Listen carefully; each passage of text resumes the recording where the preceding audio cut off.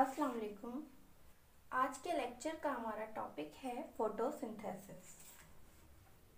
Photosynthesis दो words से मिलकर बना है, photo and synthesis. It is combination of two words.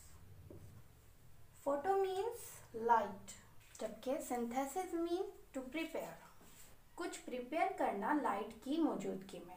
Okay, जैसा कि प्लांट्स अपना फूड खुद प्रिपेयर करते हैं, दे आर ऑटोट्रॉफ्स। वो प्रोसेस जिसके थ्रू प्लांट्स अपना फूड खुद प्रिपेयर करते हैं, उस प्रोसेस को फोटोसिंथेसिस कहते हैं। हम कह सकते हैं फोटोसिंथेसिस के प्रोसेस में प्लांट्स इनऑर्गेनिक मॉलिक्यूल्स जैसे कि कार्बन डाइऑक्साइड और वाटर को यूटिलाइज करते हैं। सनलाइट और क्लोरोफिल पिगमेंट की मौजूदगी में कार्बन डाइऑक्साइड और वाटर रिएक्ट करते हैं और सिंपल ऑर्गेनिक मॉलिक्यूल जैसे कि ग्लूकोज और ऑक्सीजन प्रोड्यूस करते हैं। We can say plants utilises inorganic molecules जैसे कि कार्बन डाइऑक्साइड और वाटर, जो रिएक्ट करते हैं लाइट एनर्जी को यूज करके in the presence of pigment like chlorophyll pigment की मौजूदगी में, to form glucose and oxygen. Glucose और ऑक्सीजन प्रोड्यूस करते हैं। फोटोसिंथेसिस के प्रोसेस में दो बहुत इंपॉर्टेंट फैक्टर्स सनलाइट और क्लोरोफिल हैं। सनलाइट और क्लोरोफिल, ये दोनों फैक्टर्स बहुत इंपॉर्टेंट रोल प्ले करते हैं। सनलाइट के through plants light energy gain करते हैं और ये लाइट एनर्जी फोटोसिंथेसिस के रिएक्शन को ड्राइव करने के लिए बहुत इम्पोर्टेंट होती है। बिल्कुल इसी तरह क्लोरोफिल ग्रीन कलर्ड पिगमेंट है। ये प्लांट सेल के क्लोरोप्लास्ट में पाया जाता है। क्लोरोफिल का काम लाइट एनर्जी को एब्जॉर्ब करना है। क्लोरोफिल विजिबल लाइट के स्पेसिफिक पार्ट को कैप्चर करता है। इसका मतलब अगर क्लोरोफिल पिगमेंट ना हो तो लाइट एनर्जी एब्जॉर्ब नहीं हो सकती। यानी फोटोसिंथेसिस का प्रोसेस सिर्फ उन लिविंग ऑर्गेनिजम्स में हो सकता है जो क्लोरोफिल रखते हैं, जैसे कि ग्रीन प्लांट्स। इसके अलावा कुछ अल्जी, प्रोटोजोआ और कुछ बैक्टीरिया में भी क्लोरोफिल पाया जाता है।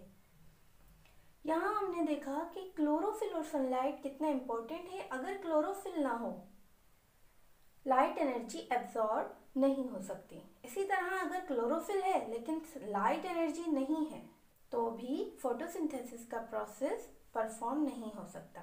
दे are very important factors. Okay, हम इक्वेशन के थ्रू देख लेते हैं। ओके, कार्बन डाइऑक्साइड और वाटर जो कि इनऑर्गेनिक मॉलिक्यूल्स होते हैं, सनलाइट की मौजूदगी में क्लोरोफिल कंटेनिंग लिविंग ऑर्गेनिजम्स में कार्बन डाइऑक्साइड और वाटर रिएक्ट करते हैं और एक simple organic molecule glucose prepare करते हैं।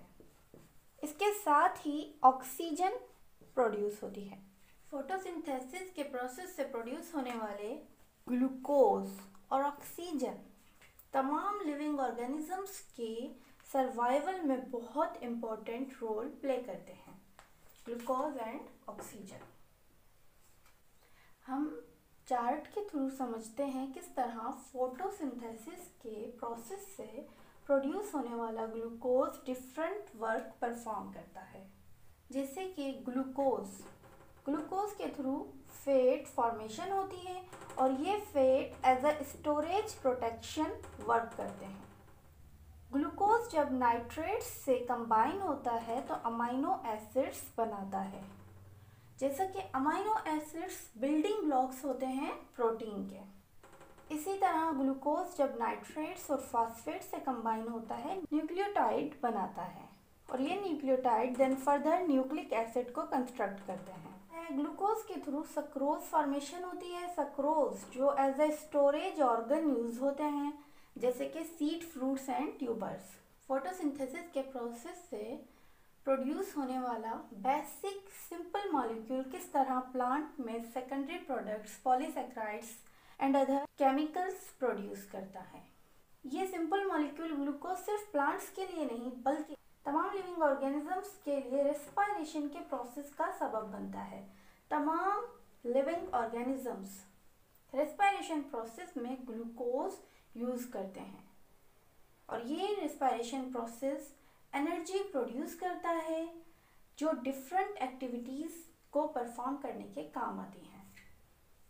हमने देखा किस तरह फोटोसिंथेसिस एक इम्पॉर्टेंट रोल प्ले करती है। अब हम देखते हैं फोटोसिंथेसिस के थ्रू प्रोड्यूस होने वाला ऑक्सीजन क्या रोल प्ले करता है। Okay, photosynthesis is only process which produces free oxygen. Photosynthesis reaction के थ्रू प्रोड्यूस होने वाली ये ऑक्सीजन तमाम लिविंग ऑर्गेनिजम्स यूज करते हैं फॉर देयर सर्वाइवल। इसके अलावा तमाम लिविंग ऑर्गेनिजम्स रेस्पिरेशन के प्रोसेस में ऑक्सीजन को यूटिलाइज करते हैं और उस प्रोसेस के थ्रू एनर्जी गेन करते हैं। ऑक्सीजन के बगैर सर्वाइवल पॉसिबल नहीं। ओके, अब हम देखते हैं किस तरह फोटोसिंथेसिस एनवायरनमेंट टेम्परेचर को मेंटेन करने में रोल प्ले करता है। फोटोसिंथेसिस के प्रोसेस के थ्रू कार्बन डाइऑक्साइड और ऑक्सीजन की क्वांटिटी मेंटेन रहती है। जैसा कि फोटोसिंथेसिस के दौरान प्लांट्स कार्बन डाइऑक्साइड फिक्स करते हैं और ऑक्सीजन रिलीज करते हैं। अगर एनवायरनमेंट में कार्बन डाइऑक्साइड की क्वांटिटी बढ़ जाए तो एनवायरमेंटल टेम्परेचर बहुत ज़्यादा इंक्रीज हो जाएगा। इस फेनोमेना को ग्लोबल वार्मिंग कहते हैं। इस तरह से फोटोसिंथेसिस के प्रोसेस के थ्रू कार्बन डाइऑक्साइड और ऑक्सीजन की क्वांटिटी मेंटेन रहती है और ग्लोबल वार्मिंग जैसी फेनोमेना से तमाम लिविंग ऑर्गेनिजम्स बचे रहते हैं। सो हम कह सकते हैं photosynthesis keeps the quantity of carbon dioxide maintained in environment.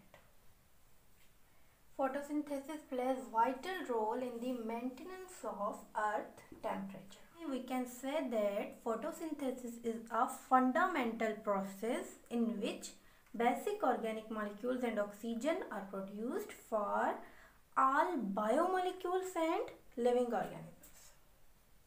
Photosynthesis एक फंडामेंटल प्रोसेस है। इस प्रोसेस के दौरान बेसिक ऑर्गेनिक मॉलिक्यूल जो कि ग्लूकोज होता है और ऑक्सीजन प्रोड्यूस होते हैं जो तमाम बायोमोलिक्यूल्स और लिविंग ऑर्गेनिजम्स के लिए बहुत इम्पॉर्टेंट होते हैं। आज के लेक्चर में हमने इंट्रोडक्शन पढ़ा फोटोसिंथेसिस का। फोटोसिंथेसिस के फेजेस हम नेक्स्ट लेक्चर में डिस्कस करेंगे।